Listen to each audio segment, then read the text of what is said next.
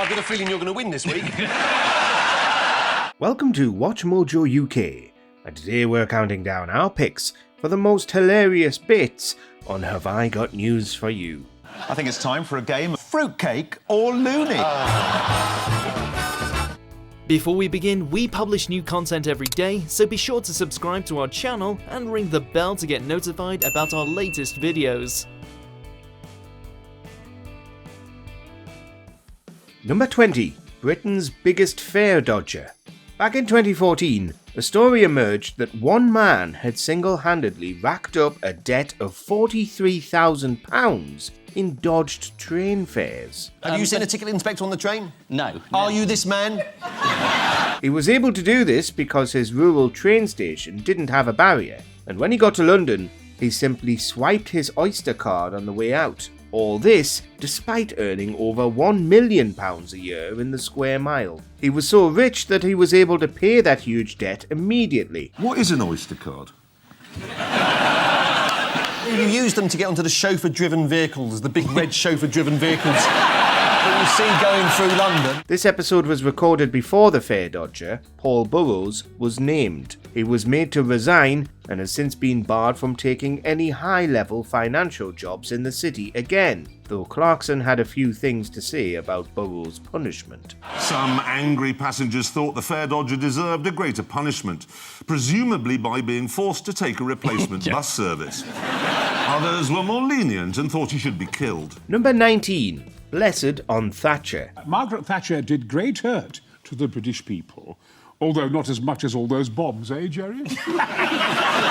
The 1980s returned when Brian Blessed hosted this episode and took aim at Margaret Thatcher and Gerry Adams, challenging Adams to a fight right away. I thought we politically moved on from issuing threats to former members of the IRA. This was in the wake of Thatcher's death in 2013, as the show went through the many tributes and non-tributes paid to the Iron Lady. Next up for a telling off was Tony Blair, who's rarely mentioned in a positive light on this show. He said, very few leaders get to change the landscape of not just their own country, but of the world.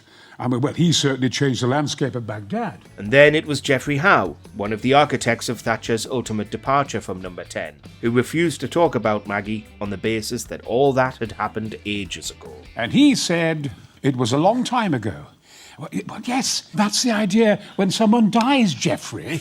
A bit of reminiscing about old stuff. Come on, shape up! Number 18. Huawei leak. Normally, you know, if you sacked your defence secretary, it would be 3 volumes of a history book. But with this government, yeah, all right, he's gone. In 2019, Theresa May's ailing cabinet took another hit when she was forced to sack Defence Secretary Gavin Williamson over a massive Huawei leak surrounding the UK's fledgling 5G network. But the details of the leak itself were far less interesting than Williamson's historic sacking. I think maybe he did it, he just didn't realise. Because he seems very adamant that he did not do it. If you're going to swear on your children's life, that's... Yeah, I don't think we should hold him to that. Williamson notoriously swore on his children's lives that he didn't do any leaking. But it was rare indeed for Theresa May to actually choose to get rid of a minister, considering they were dropping like flies at the time. Well, it's fine, though. He doesn't have any kids.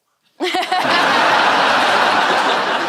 there you go. Not anymore. But Williamson would later make a dramatic return to the cabinet, serving as the Education Secretary under Boris Johnson.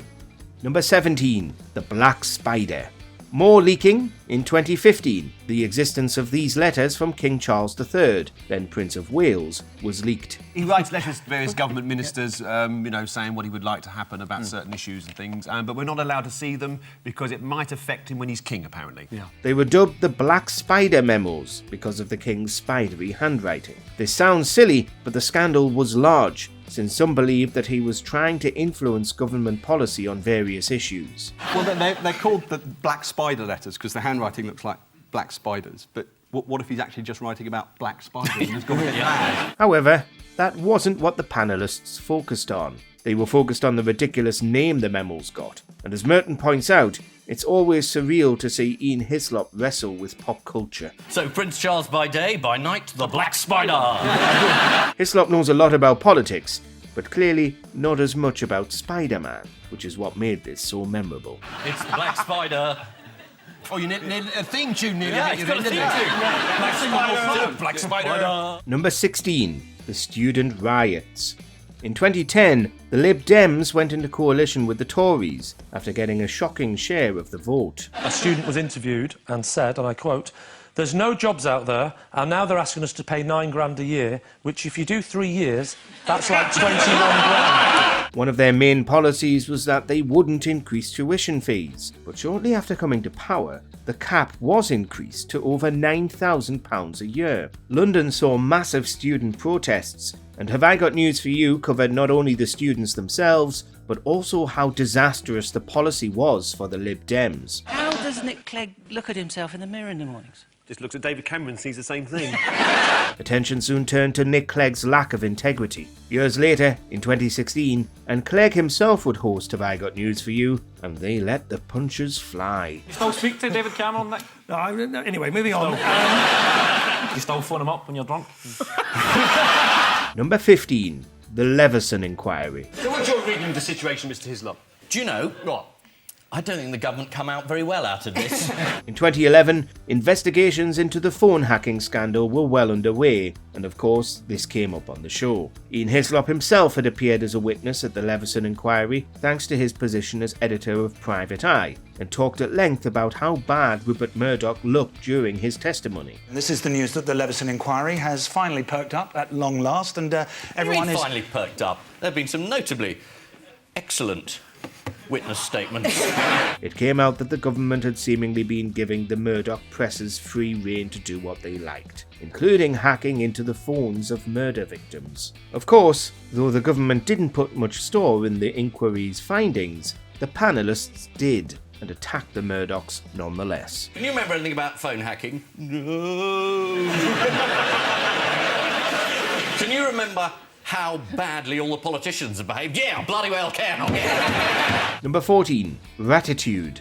They often pick bizarre trade and specialist magazines to appear as guest publications for the headline round, and this time it was Ratitude, the publication for the North of England Rat Society. From a rat PR point of view, what was very negative? The bubonic plague. A big part of what makes this segment so memorable is Kathy Burke's delivery, as they get through increasingly weird stories. Putin is what, says author?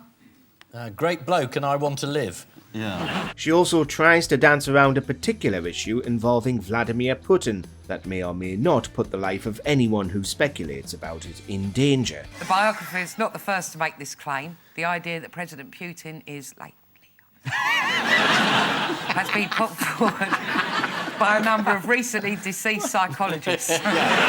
There are some noteworthy items about a rat show in Thirsk, and then an absolutely baffling story about an alleged clown epidemic sweeping the Norfolk countryside. Number 13, Blue Ribbon. Why did people think it was called Blue Ribbon? I have no idea, because it's been called that since 1936. It has. And consumers were so deeply traumatised. In 2017, it was announced that Blue Ribbon biscuits were going to be moving their production away from the UK and to Poland to cut costs. That alone got the public up in arms, but more shocking was the revelation that the biscuits are not, and never have been, called Blue Ribbon. Becca wrote, "I've been lied to all my life." The reactions from social media were funny enough, but John Richardson started endorsing Blue Ribbon and its many positives versus other chocolate bars. But only 99p for a packet of 8, I noticed on that still earlier, and at 99 calories a treat. That's fun for all the family. Are they paying you? Kirsty Young then challenges them all to draw a picture of a Kit Kat logo, in which it seems like Ian Hislop has never even seen a Kit Kat, before Richardson comes back with another endorsement of Blue Ribbon. 133 calories, though. You're better off with 2 Blue Ribbon. Number 12, Ming the Mollusk. What was Glenn Greenwald's phone? No, it wasn't.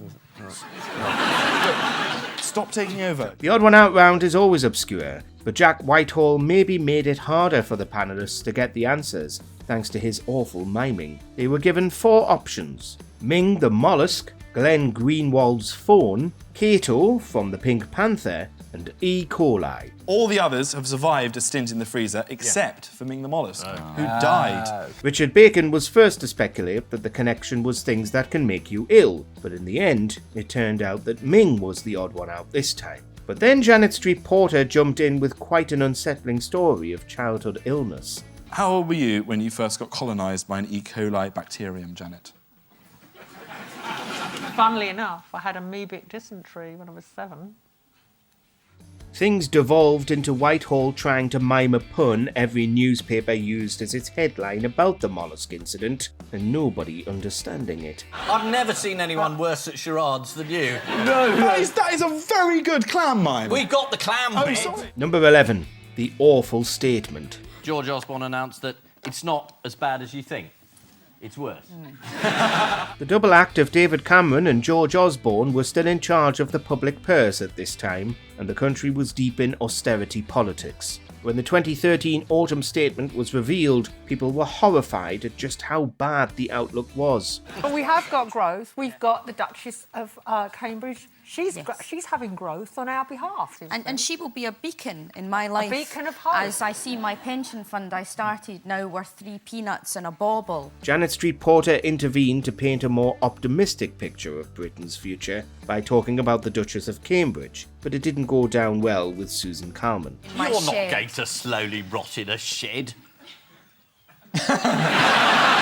Those are comforting words as we approach Christmas. It wasn't just the Tories in trouble this week. Ed Balls tried to do his job as Shadow Chancellor by criticising the government, and it went down like a lead balloon when he got everything wrong. As he said, the national deficit is not rising, it's not falling.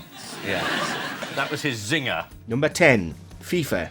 In 2014, all eyes were on FIFA after widespread allegations that its delegates were bribed to vote for Qatar to be the host of the 2022 FIFA World Cup. As we know now, Qatar did host despite the massive controversy, as did Russia in 2018 despite similar allegations. But why would anyone believe the Russians could be corrupt? But why didn't they cooperate with the FIFA inquiry? Because they destroyed all their records by accident. This was scrutinised on the show, as only England and Australia cooperated with FIFA's inquiry into what had gone on. Russia claimed that it couldn't prove either way whether anything dodgy had happened, because coincidentally, all the computers used in the bidding process had been destroyed. They were returned and subsequently destroyed by their original. We must bid for the World Cup. First, we must rent some computers. And then it came out that a massive bribe in favour of Qatar had been dismissed for a similarly absurd reason. But they dismissed it as irrelevant because they said this was only one vote out of the 13 required and therefore could not have been significant. Number 9. Censored. Still one of the most infamous publicity stunts in the history of British politics, in 2019 it was reported that Boris Johnson could actually be taken to court over the notorious Brexit bus claim. He was sacked from then sacked from It was said that we sent £350 million a week to the EU, and that if Leave won, that money would go to the NHS instead. Not only was that number not true, but that also didn't happen in the subsequent years of Tory governance. Ian? Yes? We're not allowed to say anything that might prejudice the case. Well, that's absolutely fair enough, because I would like him to have a fair trial with a desirable result of him being imprisoned forever. When this came up on Have I Got News For You, though, the case was ongoing, and so Ian Hislop's rant about Johnson ended up bleeped out by the BBC. I'm not saying he's guilty. Number 8. Bake Off. She said it was like someone saying Snape killed Dumbledore before you've read the book. Good grief.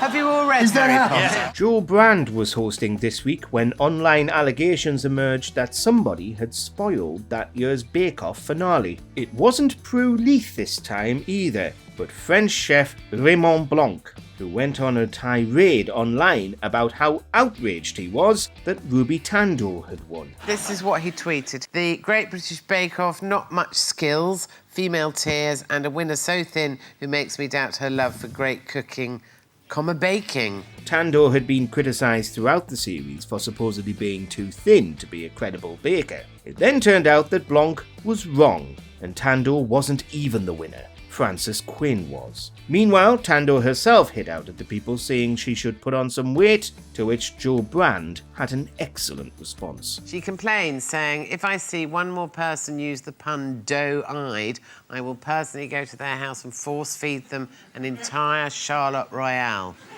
Ruby, you're doe-eyed. Number 7. NHS hacked. No, I think it probably is North Korea. There's something in there. In 2017, the NHS was targeted by ransomware, demanding £230 from each computer it affected, a significant amount of money considering hospitals and GPs up and down the country were compromised. Oh, it was all in Britcoins as well. Bitcoins? Bitcoins. No, we've left the European market. They're Britcoins. As Ian Hislop points out, if the government had bothered to pay for the NHS to upgrade its IT system to something a bit more robust, this could have been avoided. We've been running the NHS on Windows XP, so people have probably been told that they're dying by a helpful paperclip. And as always happens when the NHS is mentioned, it's not long before they start poking fun at Jeremy Hunt again, still Health Secretary at the time. It wasn't just the NHS that got hacked either, but various other organisations, including in Russia. Well, they're claiming it's not them, because the Russian Interior Ministry was targeted. That was a decoy. Number 6. Kim Kardashian. Yes, Harriet Harman called Kim Kardashian brave and pioneering, like Malala, but with a sex tape. While Spider-Man's been around since the 1960s, and so Ian Hislop could reasonably be expected to know at least a few things about him, Hislop was really out of his depth when the Kardashians were brought up. Ian, I feel like I haven't given you enough opportunity to show your knowledge on the Kardashian family, so I will give you a point for every Kardashian sister you can name. This happened because two-time leader of the opposition, Harriet Harman, revealed that she was a big fan of Kim Kardashian. Thankfully, Catherine Ryan was on hand to help Hislop through the quagmire of popular culture this time. And do they have children that start with a K? No, Courtney. All right, Courtney. They also debated whether Harman's support for Kardashian made her a hypocrite, considering Harman used to speak out against the sort of thing Kim was doing, page 3 specifically. Number 5. Plebs. Well, how long did the original incident actually last, the actual incident? 45 seconds. 45 seconds. And so far it's cost? £250,000. Yes, it has. Back in 2012, Chief Whip Andrew Mitchell found himself embroiled in a scandal that came to be known as Plebgate. He was logged by the police calling them effing plebs outside Downing Street, except he was slightly more profane about it. He denied using the word pleb, but resigned a month later. You know, it's a terrible dilemma. Do you believe a Tory member of the cabinet or a policeman? You know, public's got a real problem there. Even more bizarre, it later emerged that the eyewitness testimonies saying that Mitchell had called the coppers plebs had come from a police officer who wasn't even there at the time. And he says that Mitchell had a row at the gates the previous evening as well, after which one of the officers had said, right, we can stitch him up. A months-long investigation was conducted by the Met in a legendary waste of police time and public money. Number 4. Ryan Giggs. Basically, Ryan Giggs has spent an awful lot of money to ensure that he's become world famous for stuff other than football. 2011 saw a lot of celebrities jumping on new trends, namely taking out expensive super injunctions to stop anybody from reporting on what they'd been up to. Ryan Giggs was one of them, the footballer at the centre of the CTB versus News Group newspaper's Liddited court case. There's a legal expert, Joshua Rosenberg. Yeah. This is what he had to say about it, right? Well, the law is clear. There is still a court order in force which says that we can't name Ryan Giggs. It was ruled that nobody was allowed to name Giggs, and subsequently people took to Twitter in their thousands to talk about how it definitely was him who'd had the affair with a model. Even when the episode aired, they still weren't actually allowed to name Giggs legally. Giggs then disastrously tried to sue Twitter over the fiasco. I'm pleased we can say his name, though, because I was getting so fed up. Every newspaper, every day, it was like, Imogen Thomas has been having sexual liaisons with a man who cannot be named. It's like, what, Voldemort? Number 3. Chris Addison versus journalists. I don't understand why journalists don't appear to be able to see what the definition of a coalition is. Well, there's two people don't appear to be in the same party. How can they be in a coalition? It wouldn't be a coalition if they're in the same party. Being a political panel show, as well as often featuring featuring politicians and comedians, Have I Got News For You also regularly features prominent journalists. Columnist Julia Hartley-Brewer was on this week and found herself criticised by Chris Addison at every turn. This all happened back in 2010, following the general election that saw the Tories go into coalition with the Lib Dems. What was he supposed to do? Constitutionally, he was the Prime Minister. It was his job to stay on until another government could possibly be formed. No, he was going to stay on until October. You don't understand how the country works. Addison took issue with Hartley-Brewer's specific comments about the coalition, and then on whether Gordon Brown should have stepped down sooner. Even satirist-in-chief Ian Hislop wasn't safe from Addison's ire. You don't tell him off, do you? He's not a journalist. He, like me, is just an ill-informed bystander. Barely literate. Number 2, Lmit Oric. Did you stay up for Lembit? It was. It's the most important thing that happened in the election. Because? It's quite funny. Still on the 2010 election, shortly after the results came in, Lmit Oric appeared on the show to talk about how he disastrously lost his seat in Montgomeryshire to the Tories. Ladies and gentlemen, the great thing about losing my seat is I can actually take a fee for this now instead of getting this kind of abuse for nothing. Lembit joined Paul Merton's team and was immediately made to answer for the debacle in which he lost his seat, especially since the election results were still up in the air while the coalition was negotiated. The overwhelmingly indecisive outcome of the election. In fact, we only know one result for sure, don't we, Lembit? Lembit was well and truly rinsed by the panel, and was even more on the back foot when Paul and Ian formed their legendary coalition against Lembit and John Richardson. But who could have predicted that Lembit would pull out a harmonica? You do the singing and I'll do the playing.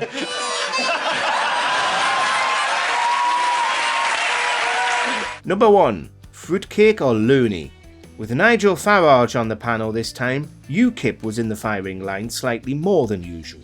Stephen Mangan brought out this game of fruitcake or Looney after then Prime Minister David Cameron described UKIP as being full of them. I'm just guessing. Yep. Fruitcake. I'm afraid that's the wrong answer. He's a loony. Not only did this shed light on a few choice members of the UK Independence Party, but Farage was there on national television to answer for their behaviour. This is UKIP party treasurer Stuart Wheeler and Fruitcake, who said that women had no place in the boardroom and couldn't compete with men at sports, even when they're not physically disadvantaged. They went through an array of faces, both familiar and unfamiliar to Farage, to see what they'd been saying that had gotten them negative attention. These included baffling theories about how to stop people from becoming gay, and, much more disturbingly, offensive remarks about Romanians. I'm going to go for Looney. It's the wrong answer. It's actually a trick question. He's not a fruitcake nor a loony. He's a closet racist. Let us know who your favourite Have I Got News For You guest host is in the comments. I didn't actually know she had sisters. I'm just getting over the fact that Kanye West isn't a constituency. Do you agree with our picks? Check out this other recent clip from WatchMojoUK and be sure to subscribe and ring the bell to be notified about our latest videos.